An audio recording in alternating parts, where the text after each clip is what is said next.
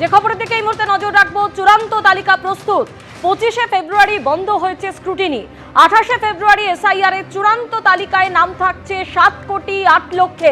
প্রথমে 7,66,00,000 ভোটার ছিল, সেখান থেকে 58 লক্ষের নাম বাদ গেছে। এই 7,08,00,000কে ক্যাটাগরিতে ভাগ করা হয়েছে বলে নির্বাচন কমিশন সূত্রে খবর। আরো বিস্তারিত জানতে কথা বলবো আমাদের প্রতিনিধি রুমা পালের সঙ্গে। রুমা, কি খবর রয়েছে? দেখো, জানিয়ে রাখি, যেখানে অবশ্যই 58 লক্ষ যে খসড়া তালি থেকে বাদ গেছিল, সেক্ষেত্রে 7,08,00,000-এরই নাম থাকছে একদম ফাইনাল লিস্টে।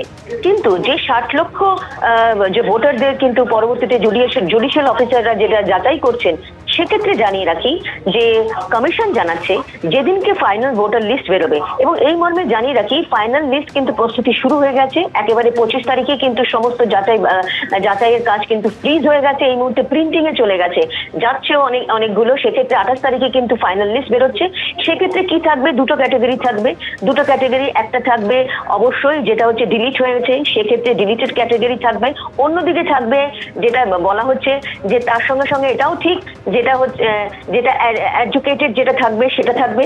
এডুকেশন অর্থাৎ যেগুলোতে 60 লক্ষ যেগুলো জুডিশিয়াল অফিসাররা করছেন, তারা যে নিষ্পত্তি করছেন, তার পাশে কিন্তু থাকবে। এবং সব থেকে বড় প্রশ্ন, এই যে ফাইনাল লিস্ট বেরোবে, তাহলে কি এই 60 লক্ষ যাদের এই যাচাইয়ের কাজ জুডিশিয়াল অফিসাররা করছেন, তাদের নাম, তারা কি ভোট দিতে পারবেন? সেক্ষেত্রে প্রশ্ন হচ্ছে, তাদের নামের পাশে কিন্তু এডুকেটেড লেখা থাকবে, তবে